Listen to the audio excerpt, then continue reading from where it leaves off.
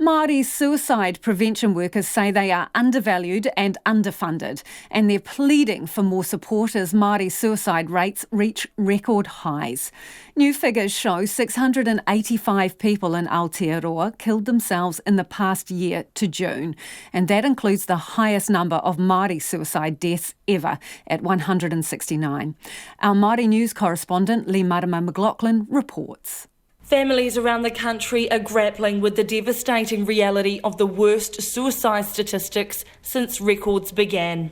In the river city of Whanganui, Kiritahi Furman says 2 dads, including a father of 5, have taken their own lives here in the past fortnight alone. The head of Kimiora Trust Suicide Prevention, Mrs Furman, says the situation is tragic. For Māori people in Pacifica, the stats have risen. For Pākehā, they have declined. Now, there must be some sort of secret to their source, because for us, we're in dire straits.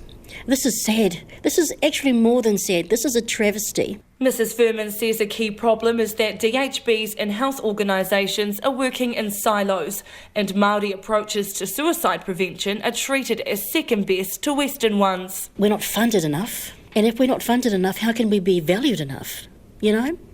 The DHBs and the Ministry of Health will fund non-Māori models just like that, because they're clinical. Stormy Rogan works for Kia Piki Te Ora Suicide Prevention and says her heart sank when she heard that Māori suicide rates had risen yet again.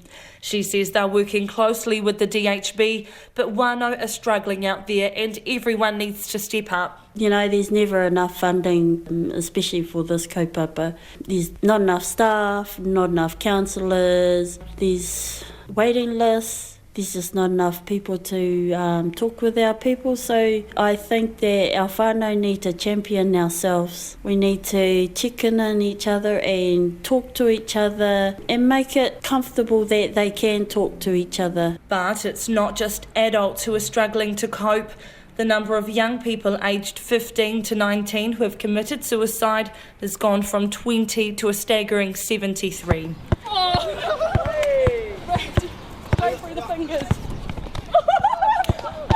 A lead mentor at the YMCA, Justin Gush, is trying to involve rangatahi in basketball and Māori traditions to make them feel better about themselves. With all the good mahi we can do out there, there's a lot of issues going on within our whānau that we see probably on a daily basis, and we're more in a mentoring role, supporting our rangatahi daily, trying to find their way in this life. But yeah, there's so many things going on at home.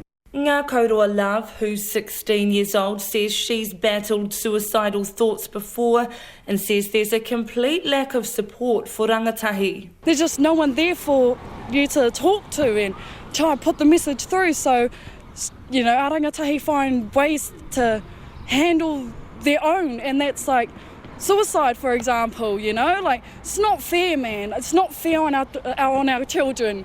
Miss Love says social media and bullying are added pressures and young people just want to feel loved and validated. Another young woman who we cannot name says growing up in child welfare made her suicidal too, but adults can be dismissive. People can be horrible and just tell you, you know, shut up, you're being stupid, like, you know, stop it. Hard out. But really, when they say that, they don't actually know what's going on in your mind, like, or in your heart, your body, your soul, like, you need to get up and do something about that and support your children, because otherwise you're going to see them leave before you do, and that's not right. Mr Gush says the absence of a national suicide prevention strategy since 2016 has clearly had a devastating impact on Māori. The government has responded to the statistics by allocating $40 million towards suicide prevention and says it will release a new strategy soon. For Checkpoint, ko Leigh-Marama McLachlan tēnei.